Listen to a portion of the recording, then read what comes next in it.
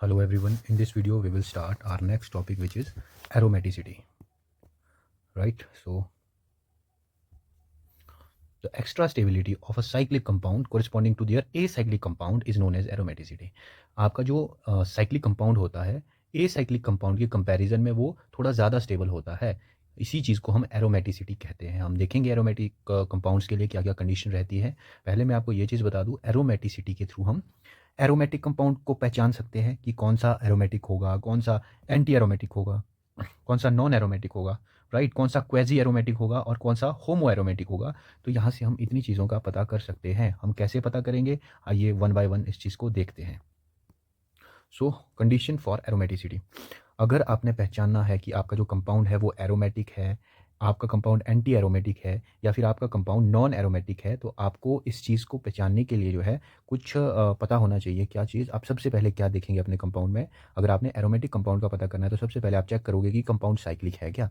Second number में आप देखेंगे प्लेनर है क्या कंपाउंड, राइट। और प्लेनर के लिए क्या कंडीशन होती है? प्लेनर के लिए कंडीशन होती है आपके पास sp3 carbon must be absent during conjugation, right. तो वन बाय वन ये सारी चीज़ें इंपॉर्टेंट है। साइक्लिक होना चाहिए, प्लेनर होना चाहिए, कॉन्जुगेशन होनी चाहिए, right. And sp3 carbon must be absent during conjugation and very important follow हक्कल rule. हक्कल rule क्या होता है? 4n+2 पाई इलेक्ट्रॉन जो है होने चाहिए उसमें, राइट। हम देखेंगे जैसे 4n+2 पाई इलेक्ट्रॉन का मतलब है n एक इंटीजर है, n की वैल्यू जो है वो कुछ भी हो सकती है आपकी। n की वैल्यू 0 हो सकती है, 1 हो सकती है, 2 हो सकती है, 3 हो सकती है, 4 हो सकती है एंड ऑन। अगर आप यहाँ पर n की वैल्यू 0 1 2 3 4 5 करके ऐसे कुछ भरेंगे तो आप देखेंगे कि यहाँ पर आपके पास कोई पर्टिकुलर वैल्यू निकल के आएगी। अगर आप वैल्यू पुट करते हो 0 तो आपके पास जो इसमें फॉर्मूले में पुट करके जो वैल्यू आती है वो आती है 2, यानी कि 2 पाई इलेक्ट्रॉन। सिमिलरली अगर आप 1 पुट करोगे तो 6 पाई इलेक्ट्रॉन, 2 पुट करोगे तो 10 पाई इलेक्ट्रॉन, 3 पुट करोगे तो 4 पाई इलेक्ट्रॉन, राइट। ऐसे ऐसे करके जो है आगे आपके पास इलेक्ट्रॉन्स। तो अगर आपके कंपाउंड में होते हैं 2 pi electron, 6 pi electron, 10 pi electron, 14 pi electron, 18 pi electron, ऐसे ऐसे करके, तो वो कंपाउंड जो है वो होते हैं आपके एरोमेटिक कंपाउंड, राइट। अभी हम जब क्वेश्चन प्रैक्टिस करेंगे तब हम इसको डिटेल में भी देखेंगे।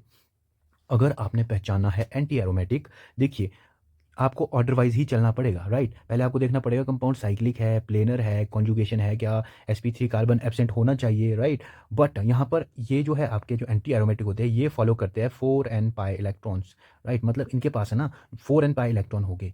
आप जो है अगर यहाँ पर पुट करें वैल्यूज़ ना, इसमें जीरो नहीं होगा ये, यहाँ पर अगर वैल्यू पुट करेंगे तो आप देखेंगे 4 पाई आएगा, 8 पाई आएगा, 12 पाई आएगा, यानी कि जो 4 का टेबल है वो फॉलो हो रहा है। तो याद रखना, अगर जो आपके इलेक्ट्रॉन्स है, total pi electrons in your compound will be multiple of 4, यानी कि जो 4 का टेबल है ना उसको फॉलो कर रहे हैं, तो वो हो गए आपके एंटी एरोमेटिक, हो गए आपके एंटी एरोमेटिक। अगर इनमें से, ध्यान से सुनना, अगर इनमें से कोई भी कंडीशन सेटिस्फाई नहीं हो रही है तो वो आपका हो जाएगा non aromatic. If any compound does not obey rule from 1 to 5 then it will be non aromatic. याद रखना इस चीज़ को।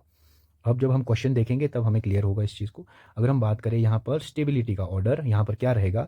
सबसे ज़्यादा होता है आपका एरोमेटिक स्टेबल, उसके बाद क्वेजी या फिर होमो एरोमेटिक, ये हमने पढ़ना भी नहीं है, राइट। उसके बाद आपका नॉन एरोमेटिक, फिर आपका सबसे लास्ट में एंटी एरोमेटिक। एंटी एरोमेटिक जो है वो सबसे अनस्टेबल होता है, तो ध्यान रख दीजिएगा इस चीज़ को। चलो सबसे पहले हम चेक करते हैं हमारा बेंजीन, क्या ये एरोमेटिक होता है? अगर हम बात करें बेंजीन की, तो अगर मैं बेंजीन में कार्बन देखूँ यहाँ पे, आपने सबसे पहले करना क्या है? चेक करना ये साइक्लिक है क्या।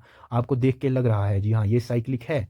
अगर आप चेक करें इस वाले कार्बन की हाइब्रिडाइजेशन, ये होगा sp2, डबली बॉन्डेड है ना, तो डबली बॉन्डेड जो कार्बन होते हैं वो sp2 हाइब्रिडाइज होते हैं। ये भी sp2 है, ये भी sp2 है, ये भी sp2 है, सारे के सारे जो है यहाँ पर sp2 हाइब्रिडाइज्ड कार्बन है, यानी कि sp3 कार्बन यहाँ पर एब्सेंट है। और अगर sp3 कार्बन होता है एब्सेंट, याद रखना, अगर sp3 कार्बन होता है एब्सेंट तो वो प्लेनर भी होगा, वो प्लेनर भी होगा।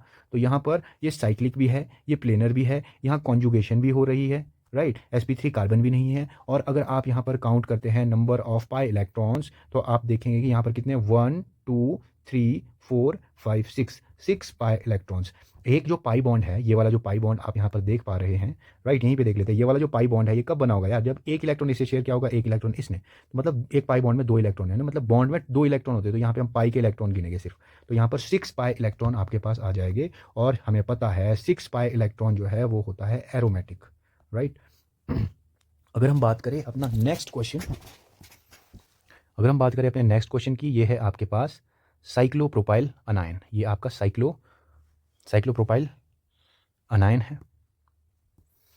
अगर हम बात करते हैं यहाँ पर, ये वाला कार्बन है sp, sp2 हाइब्रिडाइज्ड, ये वाला कार्बन है sp2 हाइब्रिडाइज्ड। आप सोचेंगे यहाँ पर ये बना कैसे होगा, पहले देखना, ये हाइड्रोजन है, ये हाइड्रोजन है। जब ये वाला हाइड्रोजन जो है रिमूव हो गया होगा H पॉजिटिव की फॉर्म में यहाँ से, तो यहाँ पर जैसे ये H पॉजिटिव था, जब ये दोनों इलेक्ट्रॉन यहाँ से यहाँ की ओर शिफ्ट हो जाएगी और H जो है पॉजिटिव की फॉर्म में यहाँ से निकल जाए, तो आपके पास जो नेगेटिव चार्ज यहाँ पे आ जाता है, आपके पास नेगेटिव चार्ज यहाँ पे आ जाता है, यही है ये अनायन। ठीक है, इसकी स्टेबिलिटी पूछी हुई है और हमें पता है लोन पेयर हो, राइट, लोन पेयर हो और एक्स्ट्रा इलेक्ट्रॉन पेयर हो, जैसे कि नेगेटिव चार्ज है, ये तो हाइब्रिडाइजेशन में पार्टिसिपेट करते हैं। तो यहाँ पर अगर हम देखें गौर से 1 2 3 और चौथा ये हो जाएगा, तो इसकी तो हाइब्रिडाइजेशन sp3 आ रही है। ऐसा मत सोचना जी, यहाँ पर ये जो आपका इलेक्ट्रॉन है, एक्स्ट्रा इलेक्ट्रॉन, ये जा रहा है कॉन्जुगेशन में, राइट, ये कॉन्जुगेशन में जाएगा और यहाँ पे आ जाएगा ये वाला। तो अगर मैं इसका रेजोनेटिंग स्ट्रक्चर बनाऊंगा, तो इसका जो रेजोनेटिंग स्ट्रक्चर बनेगा वो बनेगा कुछ ऐसे। ये आप क्या सोच रहे थे इससे पहले, आप सोच रहे थे कि ये वाला कार्बन कैसा है, sp2, राइट। अब आप सोचेंगे कि यार यहाँ नेगेटिव आ गया। आप पहले क्या सोच रहे थे कि भाई ये वाला जो कार्बन है ये कैसा है, sp3, बट यहाँ पर रेजोनेंस की वजह से, कॉन्जुगेशन की वजह से यहाँ पर डबल बॉन्ड आ गया, अब ये sp3 ना रह के sp2 हो जाता है, राइट। तो ये जो नेगेटिव चार्ज है ना, ऐसे करके डीलोकलाइज चलते रहता है, ये कॉन्जुगेशन होते रहती है, होते रहती है, होते रहती है, होते रहती है, जिस वजह से जो sp2 कार्बन, sp3 कार्बन आपको लग रहा था वो sp3 ना होके ये sp2 हो जाएगा। तो याद रखना यहाँ पे भी sp3 कार्बन नहीं है, यहाँ पे लिखा हुआ है sp3 carbon, sp3 carbon absent, right. And अगर आप काउंट करोगे यहाँ पर 1 2, अब आप अगर गौर से देखें, ये वाले जब इलेक्ट्रॉन यहाँ से यहाँ पे आए थे, तो इन्होंने क्या किया था, यहाँ पर डबल बॉन्ड बना दिया, राइट। तो ये जो है क्या है, ये पाई इलेक्ट्रॉन भी काउंट होगा, क्योंकि यहाँ डबल बॉन्ड बना रहा है ना, तो पाई इलेक्ट्रॉन की तरह काउंट होते हैं, ये याद रखना इस चीज़ को। तो यहाँ पर कितने इलेक्ट्रॉन्स हो गए आपके पास, 1 2 3 4 pi electron, and we know that 4 pi electron जो है 4 का टेबल स्टार्ट हो रहा है, राइट। तो ये क्या होगा आपका anti aromatic, this will B anti aromatic. Next हम देखते हैं, ये है आपका, ठीक है, ये कटाइन है, साइक्लोप्रोपाइल कटाइन। इसमें अगर हम गौर से देखें, साइक्लिक है, जी हाँ, प्लेनर है, जी हाँ, क्यों प्लेनर है, क्योंकि ये जो है डिलोकलाइज करते रहे, ये प्लेनर है, कॉन्जुगेशन में जा रहा है, राइट। इसका जो नेक्स्ट रेजोनेटिंग स्ट्रक्चर हम ड्रॉ करते हैं वो करते हैं ऐसे, ये प्लस अब यहाँ पे आ जाता है, तो ये ऐसे करके चलता रहता है, चलता रहता है। और sp3 कार्बन एब्सेंट है, ठीक है, sp3 कार्बन यहाँ पे नहीं है, और यहाँ पर कितने इलेक्ट्रॉन है, 2 पाई इलेक्ट्रॉन्स, राइट। और 2 पाई इलेक्ट्रॉन्स हमें पता है 2 पाई 6 पाई 10 पाई ये होते हैं एरोमेटिक के, तो ये होगा आपका एरोमेटिक। नेक्स्ट हम देखते हैं यहाँ पर, ठीक है, ये साइक्लिक है, राइट, ये sp2 है, ये sp2 है, ये भी sp2 कार्बन, ये भी sp2 कार्बन है, प्लेनर है, कॉन्जुगेशन है, sp3 कार्बन एब्सेंट है, और यहाँ पर कितने पाई इलेक्ट्रॉन्स है, 2 पाई, तो ये भी एरोमेटिक है। यहाँ पर आप देखेंगे 1 2 3 4 5 6 पाई इलेक्ट्रॉन, और 6 पाई इलेक्ट्रॉन क्या होता है आपको पता है, एरोमेटिक। नेक्स्ट यहाँ पर देखेंगे, ये जो नाइट्रोजन के लोन पेयर है, ये जो लोन पेयर है ये पार्टिसिपेट कर रहे हैं कॉन्जुगेशन में, राइट। अगर मैं इसको मान के चलो, यहाँ पर जो नाइट्रोजन है ना, ये जो लोन पेयर है ये भी तो पार्टिसिपेट करता है हाइब्रिडाइजेशन पे। आप सोचेंगे कि इसकी तो हाइब्रिडाइजेशन कैसी है, sp3 हाइब्रिडाइजेशन। याद रखना इसकी sp3 नहीं sp2 हाइब्रिडाइजेशन होती है। क्यों? क्योंकि ये जो लोन पेयर है ना, ये लोकेलाइज लोन पेयर नहीं है, ये है D localise lone pair, right. अगर मैं बात करूँ लोन पेयर की ना, तो लोन पेयर जो है आपके ये 2 टाइप के होते हैं। एक होता है आपका लोकेलाइज्ड लोन पेयर, एक होते हैं आपके, दूसरे होते हैं आपके कौन से, डी लोकेलाइज्ड लोन पेयर, राइट। तो अगर आपके पास डी लोकेलाइज लोन पेयर का क्या मतलब है, लोकेलाइज लोन पेयर का मतलब है कि जो लोन पेयर है ना वो फिक्स जगह में है, अपनी लोकल है वहाँ का, वो फिक्स जगह में है, वो उसकी परमानेंट जगह है। अगर हम बोले डी लोकेलाइज लोन पेयर का मतलब है जो लोन पेयर है ना वो घूमते रह रहे हैं। डी लोकेलाइजेशन का मतलब है घूमते रहना, घूमते रहना, राइट। तो यहाँ पर जो ये आपका ये पायरोल जो है, इसमें जो लोन पेयर है ये डी लोकेलाइजेशन है, ये जो है कॉन्जुगेशन में जा रहे हैं। तो इसका जो नेक्स्ट रेजोनेटिंग स्ट्रक्चर जो इसका बनता है वो क्या बनता है, हम उसको यहाँ पर देखते हैं। इसका जो नेक्स्ट रेजोनेटिंग स्ट्रक्चर बनेगा वो बनेगा कुछ ये, यहाँ पे हाइड्रोजन है, राइट। ये जो लोन पेयर है ये गए कॉन्जुगेशन में, यहाँ से यहाँ, ये इलेक्ट्रॉन यहाँ से यहाँ, अब ये हो जाएगा यहाँ पे ऐसे, इस पे आ जाएगा पॉजिटिव चार्ज, यहाँ पे नेगेटिव, राइट। तो आप यहाँ पे अगर गौर से देखेंगे ना, पहले जो आपको लग रहा था इसकी हाइब्रिडाइजेशन sp3 है, वो sp3 नहीं है जी, sp2 है। sp2 पाई बॉन्ड पार्टिसिपेट नहीं करते हाइब्रिडाइजेशन में, राइट। तो ये sp2 है, तो sp2 है यहाँ पर, और ये कॉन्जुगेशन है, ये साइक्लिक है, ये प्लेनर भी है। और अगर हम बात करें यहाँ पर इलेक्ट्रॉन्स की कि कितने पाई इलेक्ट्रॉन्स है, 1 2 3 4 5 6, तो 6 पाई इलेक्ट्रॉन्स है, यानी कि ये एरोमेटिक है। अब यहाँ पर अगर हम देखें, ये है पिरीडीन आपका, ये जो स्ट्रक्चर है किसका होता है, ये पिरीडीन है, राइट, ये है आपका पिरीडीन। अगर हम काउंट करें पिरीडीन में, साइक्लिक है जी, प्लेनर भी है, ये कॉन्जुगेशन में भी जा रहे हैं, sp3 कार्बन यहाँ पे भी नहीं है ना, सॉरी sp3 कार्बन जो है एब्सेंट है यहाँ पर। और हमने क्या करना है, काउंट करना है इलेक्ट्रॉन, 1 2 3 4 5 6। अब आप सोचेंगे ये वाला भी, ये नहीं करेंगे जी, ये जो लोन पेयर है, ये जो लोन पेयर है इसको काउंट नहीं करेंगे हम। क्यों नहीं करेंगे? क्योंकि लोन पेयर कॉन्जुगेशन में नहीं जा रहा है, ये है वो लोकेलाइज लोन पेयर, ये है आपका लोकलाइज लोन पेयर, ये लोकल है जी, यहाँ का लोकल, ये फिक्स्ड पोजीशन है इसकी यहाँ पर, राइट। तो ये भी आपका कैसा होता है, एरोमेटिक। अब आते हैं हम नेक्स्ट वाले में, जैसे ये है हमारे पास, राइट, ये एक कार्बोकेटाइन है। अगर हम गौर से देखेंगे ये साइक्लिक है, ये वाला कार्बन है sp2, ये वाला कार्बन है sp2, ये वाला और ये वाला कार्बन है आपका sp3। ये कौन सा कार्बन है जी, sp3 कार्बन। और sp3 कार्बन जब आ गया तो मतलब इसने क्या कर दिया, इसने ये 1 टू लेकर 5, एक से लेकर जो 5 तक की जो कंडीशंस है ना, इसको वायलेट कर दिया। अगर इसको वायलेट कर दिया तो ये इस कैटेगरी में आ जाएगा, ये होगा नॉन एरोमेटिक। याद रखना इस चीज़ को, ये है आपका नॉन एरोमेटिक। फ्यूरेन, अगर हम बात करें फ्यूरान की, तो यहाँ पर जो ये वाले इलेक्ट्रॉन्स है ना, ये जो है कॉन्जुगेशन में जा रहे हैं ऐसे करके, राइट। तो इसमें हो जाएगा 1 2 3 4 5 6, तो 6 पाई इलेक्ट्रॉन्स है, तो ये भी होगा एरोमेटिक। ये आपका थायोफीन, सल्फर है जी, सल्फर, राइट। यहाँ पे इसके पास भी 2 लोन पेयर ये है, 2 लोन पेयर ये है, बट ये वाले काउंट नहीं करेंगे क्योंकि ये डीलोकलाइजेशन में नहीं जा रहे हैं। तो यहाँ पर 1 2 3 4 5 6 ये भी होता है आपका एरोमेटिक। अब आता है आपका इंपॉर्टेंट ट्रोपोलियम कटायन। इंपॉर्टेंट है जी, ट्रोपोलियम कटायन इसका नाम है। ट्रोपोलियम कटायन, ये हाईली एरोमेटिक होता है। 1 2 3 4 5 6, 6 पाई इलेक्ट्रॉन है यार। यहाँ पे देखो साइक्लिक है, ये आपको दिख रहा है, प्लेनर भी होता है ये, राइट। इस कॉन्जुगेशन में भी जा रही है ये। अभी अगर मैं इसका रेजोनेटिंग स्ट्रक्चर ड्रॉ करूँ ना यहाँ पर, तो आपको पता लगेगा कि इसका मैं रेजोनेटिंग स्ट्रक्चर अगर ड्रॉ करने की कोशिश करूँ, ये इलेक्ट्रॉन यहाँ से यहाँ जाएंगे इस पॉजिटिव को न्यूट्रलाइज करने के लिए। तो इसका जो नेक्स्ट रेजोनेटिंग स्ट्रक्चर बनेगा वो बनेगा कुछ ऐसा, राइट। ये यहाँ पे अब प्लस यहाँ आ जाएगा, बाकी को रखो एज इट इज़। अब ये वाले की बारी, अब ये जाएगा इसको न्यूट्रलाइज करने, और इसका नेक्स्ट रेजोनेटिंग स्ट्रक्चर बनेगा कुछ ऐसे, ये, राइट। ये आया यहाँ पे पॉजिटिव, अब यहाँ पे आ गया, राइट। तो ऐसे करके ये चलता रहेगा जब तक यहाँ पर वापस नहीं आ जाता ये प्लस चार्ज, तब तक ये जो है डिलोकलाइजेशन ऐसे करके चलती रहती है, राइट। तो ये कॉन्जुगेशन भी, और यहाँ पर sp3 कार्बन है ही नहीं है, राइट। और ये 6 पाई इलेक्ट्रॉन होते हैं, तो ये है आपका ट्रोपोलियम कटायन, ये होता है एरोमेटिक। नेक्स्ट हम देखेंगे 1 2 3 4 5 6, 6 पाई इलेक्ट्रॉन है, एरोमेटिक। अब यहाँ पर देखेंगे 1 2, राइट, ये कितने हैं, 2 पाई इलेक्ट्रॉन है, तो ये भी एरोमेटिक। अब हम देखेंगे ये वाला आपका 1 2 3 4 5 6, यार ये जो हक्कल रूल है ना, 4n+2 पाई, ये तो हम लास्ट में देखते हैं, पहले हम क्या देखते हैं, सारी कंडीशंस देखते हैं। कौन सी, साइक्लिक है क्या, प्लेनर है क्या। अगर हम बात करें ये वाला कार्बन ना, ये कार्बन क्या है, sp3 हाइब्रिडाइज्ड, राइट। और sp3 हाइब्रिडाइजेशन जब होती है तो वहाँ पर जो स्ट्रक्चर है ना वो प्लेनर नहीं रह पाता है, वो आउट ऑफ द प्लेन चले जाएगा। अगर आप ये वाले हाइड्रोजन की बात करें, ये मेरी साइड को होगा फ्रंट की ओर, और ये होगा बैक साइड, तो फिर ये एक प्लेन में नहीं है, राइट। एक प्लेन में तो ये नीचे वाला है पूरा, ये वाले जो बॉन्ड्स आपको दिख पा रहे हैं ना, ये है प्लेन में, बट ये है आउट ऑफ द प्लेन, और ये पीछे वाला है बैक साइड द प्लेन। तो यहाँ पर sp3 कार्बन आ गया, फिर से यहाँ पर इन्होंने वायलेट कर दी वो 1 से लेकर 5 तक की कंडीशन, तो ये हो गया नॉन एरोमेटिक। याद रखना, ये है आपका नेप्थलीन। 1 2 3 4 5 6 7 8 9 10 पाई इलेक्ट्रॉन, ये भी होता है एरोमेटिक, राइट। नेक्स्ट देखेंगे हम यहाँ पर विच इज़ एरोमेटिक। ये जो आपके पास गिवन है नीचे, इनमें से कौन एरोमेटिक होगा, आप काउंट करोगे तो पहले तो आप देखोगे ये साइक्लिक है क्या, जी हाँ ये साइक्लिक है। उसके बाद ये प्लेनर है क्या, प्लेनर की कंडीशन क्या थी, प्लेनर की कंडीशन होती है sp3 carbon must be absent. But यहाँ पर देखो ये वाला कार्बन है जी sp3, ये भी sp3, ये भी sp3, ये भी sp3, तो यहाँ तो 4 sp3 कार्बन है, तो नॉन एरोमेटिक। यहाँ पर देखेंगे ये भी नॉन एरोमेटिक sp3 कार्बन। यहाँ पर देखेंगे ये हमने अभी भी पीछे देखा क्या, ट्रोपोलियम कटायन एरोमेटिक होता है। इसकी बात अगर हम करें तो यहाँ पर जो है ये जो आपका एक्स्ट्रा इलेक्ट्रॉन है, ये जाता है कॉन्जुगेशन में, जिस वजह से इसकी हाइब्रिडाइजेशन sp3 तो नहीं होती है, sp2 हो जाती है, राइट, sp2 हो जाती है। बट यहाँ पर जो टोटल इलेक्ट्रॉन है 2 4 6 8 पाई इलेक्ट्रॉन, 4 का टेबल स्टार्ट हो गया जी, तो ये क्या हो जाता है आपका एंटी एरोमेटिक। ध्यान रखना इस चीज़ को। नेक्स्ट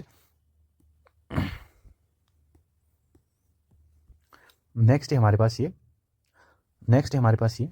अगर हम बात करें इसकी, यहाँ पर है जी प्लस, राइट, ये डबल बॉन्ड है, बट आप अगर गौर से यहाँ पे देखो ना, यहाँ पे एक हाइड्रोजन होगा, राइट। तो ये है आपका sp3, 4 बॉन्ड बनाता है ना जब कार्बन, तो sp3 हाइब्रिडाइजेशन होती है जब सिग्मा बनाए चारों के चारों, तो ये आपका नॉन एरोमेटिक हो गया। सिमिलरली यहाँ पर अगर आप गौर से देखेंगे, ये है आपके लोन पेयर, राइट। ये लोन पेयर जो है, ये है आपके पास यहाँ पे लोन पेयर, और ये है आपके पास यहाँ पे कटायन। इसको न्यूट्रलाइज करने आएगा ये यहाँ से यहाँ, ये यहाँ से यहाँ, ये यहाँ से यहाँ, तो यहाँ पर कोई भी sp3 हाइब्रिडाइज कार्बन नहीं है, तो इसकी जो 1 2 3 4 5 6 पाई इलेक्ट्रॉन, राइट, तो ये होगा एरोमेटिक। यहाँ पर 1 2 3 4 पाई इलेक्ट्रॉन एंटी एरोमेटिक। यहाँ पे अगर मैं बात करूँ, ये देखो हाइड्रोजन 4 सिग्मा बॉन्ड बना दिए ना, तो sp3 हाइब्रिडाइजेशन आ गई, नॉन एरोमेटिक, राइट।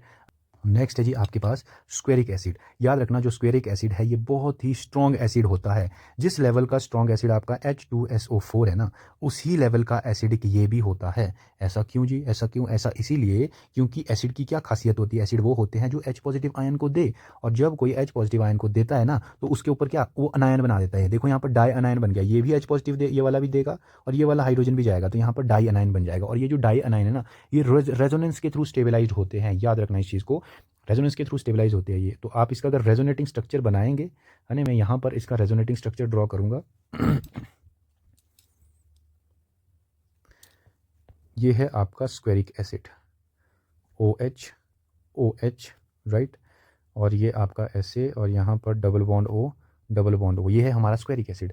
जब ये दोनों ही जब ये दोनों ही प्रोटॉन्स को दे देगा तो ये क्या बनाएगा आपका, ये बनाएगा कुछ ऐसे O- राइट, और यहाँ पर डबल बॉन्ड O। अगर हम बात करें इस अनायन की, ये जो नेगेटिव चार्ज है यहाँ पर ये डीलोकेलाइज होता है ऐसे करके, ये बॉन्ड यहाँ से यहाँ, ये बॉन्ड यहाँ से यहाँ। तो नेक्स्ट इसका जो रेजोनेटिंग स्ट्रक्चर बनेगा वो बनेगा जी आपके पास ये ऐसे करके, डबल बॉन्ड आ गया अब यहाँ पर राइट, ये वाला इधर आ गया, ये एज इट इज़ अपनी जगह है। अब ये O नेगेटिव हो गया और ये अपनी जगह एज इट इज़। अब क्या होती है, अब इसकी बारी होती है हमारे पास। अब ये वाला जो है ये बॉन्ड यहाँ से यहाँ शिफ्ट, ये यहाँ से यहाँ, ये यहाँ से यहाँ, और नेक्स्ट जो इसका रेजोनेटिंग स्ट्रक्चर बनता है वो बनता है आपके पास कुछ ऐसे, ये डबल बॉन्ड, ये O-, ये O- यहाँ पर राइट, ये डबल बॉन्ड O, ये डबल बॉन्ड O। अब इसकी बारी, ये यहाँ से यहाँ, ये यहाँ से यहाँ, और ये बॉन्ड यहाँ से यहाँ। तो नेक्स्ट जो इसका रेजोनेटिंग स्ट्रक्चर बनता है वो बनता है आपका ये आपके पास डबल बॉन्ड अब यहाँ पे आ गया, यहाँ O नेगेटिव, यहाँ O नेगेटिव, और यहाँ डबल बॉन्ड O, यहाँ डबल बॉन्ड O। अब इसकी बारी ऐसे करके ये और ये ऐसे, और ये फिर से बना देगा आपका ये चीज़, फिर से बना देगा आपका ये चीज़। तो बिकॉज ऑफ रेजोनेंस ये बहुत ही ज़्यादा स्टेबलाइज होता है, जिस वजह से ये भी इसकी जो एसिडिटी होती है वो H2SO4 के कंपेरेबल मानी जाती है। तो याद रखना ये हमारा स्क्वेरिक एसिड है, तो ये है हमारा स्क्वेरिक एसिड राइट। तो ये होता है स्टेबल भी होता है और ये एरोमेटिक भी होता है राइट। क्यों? यहाँ पर 2 पाई इलेक्ट्रॉन्स है, 2 पाई इलेक्ट्रॉन्स, तो ध्यान रखना इस चीज़ का। नेक्स्ट चीज़ हो जो हम देखेंगे वो है अब हाँ, ये याद रखना जी, ये इंपॉर्टेंट है यहाँ पर। ये देखो ये बोरॉन है, बोरॉन के पास होता है एक वेकेंट ऑर्बिटल p, यानी वेकेंट p ऑर्बिटल होता है, ये हमने पढ़ा था। तो यहाँ पर ये जो आपके डबल बॉन्ड है ना, ये डबल बॉन्ड ये डीलोकेलाइज हो सकते हैं यहाँ पे इसके वेकेंट ऑर्बिटल में, याद रखना। तो यहाँ पर इसके पास कितने इलेक्ट्रॉन है, 1 2 3 4 पाई इलेक्ट्रॉन, यानी कि एंटी एरोमेटिक। अब इसको तो आप कभी भी भूलना मत, ये है very very important, COT, cyclooctatetraene. याद रखना इस चीज़ को, साइक्लो ऑक्टा टेट्राइन जो है आपको देखने में क्या लगेगा, 1 2 3 4 5 6 7 8, 8 पाई इलेक्ट्रॉन है, 4 का टेबल आ गया, यानी कि ये कैसा होगा, एंटी एरोमेटिक। बट ये एंटी एरोमेटिक नहीं होता जी, ये होता है नॉन एरोमेटिक। याद रखना इस चीज़ को, COT करके भी आ सकता है, ऐसा स्ट्रक्चर भी बना हो सकता है, या फिर साइक्लो ऑक्टा टेट्राइन ये करके भी पूछा जा सकता है, या फिर ये वाला स्ट्रक्चर भी इसका बन सकता है। तो याद रखना आपको हर फॉर्म में ये चीज़ पता होनी चाहिए। याद रखना जो COT है, साइक्लो ऑक्टा टेट्राइन, ये जो है हमारा कैसा होता है, नॉन प्लेनर होता है। क्यों? ये ऐसा नहीं होता जी, हम बना तो देते हैं इसको ऐसे करके, बट इसका जो एक्चुअल स्ट्रक्चर होता है ये होता है टब लाइक स्ट्रक्चर राइट। ये होता है इसका actual structure, tub like structure. इसके जो p ऑर्बिटल है ना, ये देखो यहाँ पर ये p ऑर्बिटल्स ये आपस में साइड वाइज ओवरलैपिंग करते हैं, और ये वाले जो p ऑर्बिटल्स हैं यहाँ पर ये खुद में साइड वाइज ओवरलैपिंग करते हैं और यहाँ पर पाई बॉन्ड बना देते हैं। और ये वाले जो p ऑर्बिटल्स है ये ऐसे करके साइड वाइज ओवरलैपिंग करके p ऑर्बिटल बनाते हैं।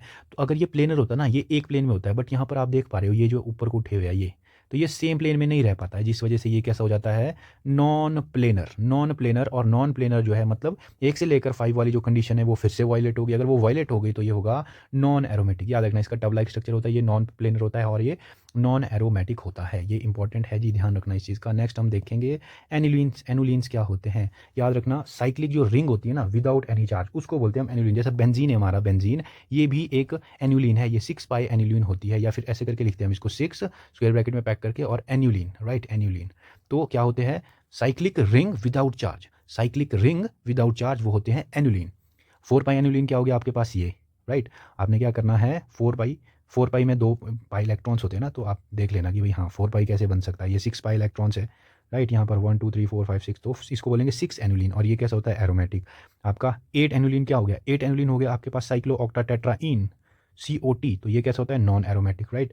10 एनुलिन, याद रखना जी, इंपॉर्टेंट है, 10 एनुलिन, ये है हमारा ऐसे ऐसे, ये ऐसे करके, और यहाँ पर जो है पाई बॉन्ड बना दीजिए आप ऐसे करके, 1 2 3 4 5 है ना, 5 पाई बॉन्ड है, और इलेक्ट्रॉन्स कितने हो जाएंगे, 5 टू 10 इलेक्ट्रॉन्स, तो 10 एल्यूमिन हम इसको बोलते हैं। अब आप सोचिए तो 10 इलेक्ट्रॉन्स है, तो मतलब ये तो आपका anti aromatic, is not anti aromatic, ये एरोमेटिक होना चाहिए, राइट। बट याद रखना यहाँ पर जो हाइड्रोजन होगा ना, यहाँ पर जो हाइड्रोजन होता है और यहाँ पर ये वाला हाइड्रोजन होता है, इन दोनों हाइड्रोजन के बीच होता है रिपल्शन, और रिपल्शन की वजह से ये दोनों आउट ऑफ प्लेन चले जाते हैं। याद रखना ये दोनों ही आउट ऑफ प्लेन चले जाते हैं, और ऐसा बन जाता है, एक जो है फ्रंट की ओर आ जाएगा, ये बैक साइड की ओर चला जाएगा ऐसे करके, तो ये नॉन प्लेनर हो जाता है, और ये होता है आपका नॉन एरोमेटिक। नॉन प्लेनर बोले तो 1 से लेकर 5 तक की जो कंडीशन है वो फिर से वायलेट हो गई, राइट। तो ये होगा आपका नॉन प्लेनर। बट अगर आप क्या करें, किसी ब्रिजिंग ग्रुप के थ्रू यहाँ पे जोड़ दे, तब ये एरोमेटिक हो जाएगा। और जो ग्रुप है ना, जो जी, यहाँ पे ये जी लिखा हुआ है, Cl नहीं है, जी है, राइट। ब्रिजिंग ग्रुप क्या हो सकता है, CH2 हो सकता है आपका, ऑक्सीजन O हो सकता है, NH हो सकता है, सल्फर हो सकता है। अगर यहाँ पर जो है ये जुड़ा हुआ हो इनके साथ, तो वो एरोमेटिक हो जाएगा, राइट, क्योंकि वहाँ पर अब रिपल्शन वगैरह क्या होगी, अब तो वो एरोमेटिक हो जाएगा, ठीक है जी। अब हम नेक्स्ट देखेंगे एप्लीकेशन ऑफ एरोमेटिसिटी। सबसे पहली एप्लीकेशन क्या, स्टेबिलिटी ऑफ इंटरमीडिएट्स के बारे में ये बताता है। फॉर एग्जांपल हमारे पास ये सारे क्या है, कटायंस है, राइट, कार्बोकटायंस है। तो इनमें से कौन सा कटायंस या कौन सा कार्बोकटायंस ज़्यादा स्टेबल होगा, वो हम डिसाइड करेंगे, वो सारी चीज़ें हम देखेंगे। क्या यहाँ पर आपने क्या करना है, सबसे पहले देखना कि कौन एरोमेटिक है, कौन एंटी एरोमेटिक है, कौन नॉन एरोमेटिक है। अगर हम बात करें इसकी, ये है आपके कितने 2 पाई इलेक्ट्रॉन्स, यहाँ पर 1 2, यहाँ पर, यहाँ देखिए आप, ये क्या आ जाता है आपका sp3 हाइब्रिडाइज्ड कार्बन, sp3, यानी कि ये हो गया नॉन एरोमेटिक, ये है एरोमेटिक, राइट। यहाँ पर 1 2 3 4 4 पाई इलेक्ट्रॉन, यानी कि एंटी एरोमेटिक। यहाँ पर 1 2 3 4 5 6 पाई इलेक्ट्रॉन, यानी कि एरोमेटिक, ये तो ट्रोपोलियम कटायन सबसे ज़्यादा होता है, राइट। तो जितने ज़्यादा आपको पाई बॉन्ड्स दिखे ना कॉन्जुगेशन में, उतना ही ज़्यादा रेजोनेंस होगा, उतना ही ज़्यादा जो है स्टेबिलिटी होगी। तो ऑर्डर विल भी सबसे ज़्यादा डी का होगा, है ना, क्योंकि एरोमेटिक है, ये भी एरोमेटिक है, फिर ए का, फिर नॉन एरोमेटिक वाला, और एंटी एरोमेटिक तो सबसे अनस्टेबल होता है। तो this will be the right order, right. Next हम देखते हैं कार्बोनाइन का, यहाँ पर, राइट, ये 2 2 4 4 पाई इलेक्ट्रॉन, यानी कि एंटी एरोमेटिक। यहाँ पे sp3 कार्बन आ गया, ये हो गया नॉन एरोमेटिक। यहाँ 1 2 3 4 5 6, क्योंकि ये वाले जो एक्स्ट्रा इलेक्ट्रॉन ये किस में जा रहे हैं भाई, कॉन्जुगेशन में, तो इसको भी काउंट करेंगे, 1 2 3 4 5 6 पाई इलेक्ट्रॉन, यानी कि एरोमेटिक। तो C जो है सबसे ज़्यादा स्टेबल होगा, फिर आपका B, फिर आपका A। तो this will be the order, right. Next हम देखेंगे dipole moment and bond length and rate of protonation. जी हाँ, ये इसके बारे में भी बता देता है। डाइपोल मोमेंट क्या होती है जी, सेपरेशन ऑफ चार्जेस, राइट। तो यहाँ पर अगर मैं बात करूँ, ऑक्सीजन की इलेक्ट्रॉननेगेटिविटी ज़्यादा होती है, जिस वजह से ये इस पाई बॉन्डेड इलेक्ट्रॉन्स को अपनी ओर खींचता है, और प्लस यहाँ आ जाता है, और नेगेटिव यहाँ आता है। याद रखना, जितना ज़्यादा स्टेबल, मैं फिर से बोलूँगा, जितना ज़्यादा स्टेबल ये कार्बोकटायन होगा, उतना ही ज़्यादा इजीली ये ब्रेक हो जाएगा। ये जो बॉन्ड है जो हमने तोड़ा यहाँ पे, ये वाला बॉन्ड, राइट ना, अगर यार ये जो बन रहा है ये स्टेबल होगा, तभी तो ये इजीली टूटेगा यहाँ पे, है ना, स्टेबल बनेगा तभी तो टूटेगा। तो if this positive is stable here, then bond will breaks, right.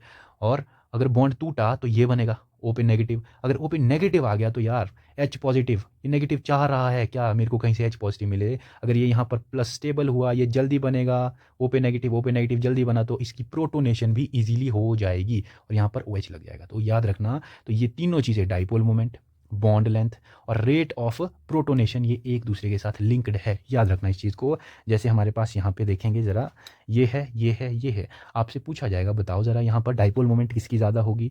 अब आपने क्या करना है, ऐसे क्वेश्चंस में इसको पहले ही तोड़ के देख लेना आप। अगर आप इसको तोड़ेंगे ऐसे करके यहाँ पर, तो ये क्या बनेगा, ये बनेगा जी आपका कुछ ऐसा, ये, राइट, O नेगेटिव और ये पॉजिटिव। अब ये जो पॉजिटिव है ना, ये रेजोनेंस के थ्रू स्टेबलाइज है, यहाँ नॉट रेजोनेंस, ये एरोमेटिक है, ये एरोमेटिक है। क्यों एरोमेटिक है, क्योंकि देखो यहाँ पर कॉन्जुगेशन होगी, ये O नेगेटिव है, यहाँ पे आ गया, अब प्लस यहाँ पे आ गया, तो ऐसे ऐसे करके चलता रहेगा। यहाँ पर ये कितने इलेक्ट्रॉन्स है जी, 2 pi electrons, aromaticity 2 pi electrons, यानी कि ये हुआ एरोमेटिक। अगर आप यहाँ पे आएंगे, ये ऐसे करके, राइट, इधर आएगा पॉजिटिव, इधर आएगा नेगेटिव, ये कार्बोकटायन तो है, बट यहाँ पर ये है जी नॉन एरोमेटिक। यहाँ पर इसको अगर आप तोड़ेंगे, यहाँ पे आएगा प्लस, यहाँ पे आएगा नेगेटिव, 2 2 4 4 पाई इलेक्ट्रॉन, यानी कि एंटी एरोमेटिक। तो ये वाला ज़्यादा स्टेबल होगा, ठीक है। तो मतलब इसकी जो डाइपोल मोमेंट है वो ज़्यादा होगी, तो A की डाइपोल मोमेंट ज़्यादा, फिर B की, फिर C की, राइट। नेक्स्ट क्वेश्चन देखेंगे, order of dipole moment. Order of dipole moment कि यहाँ पर जो डाइपोल मोमेंट है वो किसकी ज़्यादा होगी। आप क्या करना, इसको ब्रेक डाउन करके देख लेना दोनों साइड। जैसे आप ब्रेक डाउन करेंगे आप देखेंगे कि प्लस यहाँ पे आएगा और प्लस यहाँ पे आएगा, नेगेटिव यहाँ, नेगेटिव यहाँ। अब आपने देखना है कि ये जो प्लस, ये जो आपका प्लस आया क्या ये स्टेबलाइज है यहाँ, जी हाँ ये स्टेबलाइज है। यहाँ पे देखेंगे ये 2 पाई इलेक्ट्रॉन से, राइट, ये इसके थ्रू स्टेबलाइज है। जब ये ऐसे करके हो जाएगा, ये बॉन्ड अब यहाँ पे शिफ्ट हो जाएगा और प्लस अब यहाँ आ जाएगा। ये जो प्लस है ना, ये इसके थ्रू तो स्टेबलाइज था ही था, और यहाँ पर भी अभी रेजोनेंस में जा सकता है ऐसे करके। तो अब ये बॉन्ड यहाँ प्लस यहाँ ऐसे ऐसे करके चलेगा, तो ये बहुत ही ज़्यादा स्टेबल हो जाएगा, जिस वजह से इसकी डाइपोल मोमेंट भी ज़्यादा होगी। जबकि यहाँ पर देखें अगर हम, हाँ अगर इसको मैं ऐसे तोड़ता हूँ ना, प्लस यहाँ पे आएगा और ये प्लस है जी स्टेबलाइज, ये प्लस भी स्टेबलाइज है, बट ये एक्स्ट्रा स्टेबलाइज है, एक्स्ट्रा स्टेबलाइज है इस बॉन्ड की वजह से। तो ध्यान रखना इस चीज़ को। तो ये था जी एरोमेटिसिटी के बारे में, हमने डिटेल में देख लिया, हमने कॉन्सेप्ट समझा, हमने क्वेश्चन प्रैक्टिस किया। आई होप आप समझे होंगे, ये एक इंपॉर्टेंट टॉपिक रहता है, राइट, यहाँ से क्वेश्चन बनते हैं, तो इसको अच्छे से करना। तो थैंक यू वेरी मच।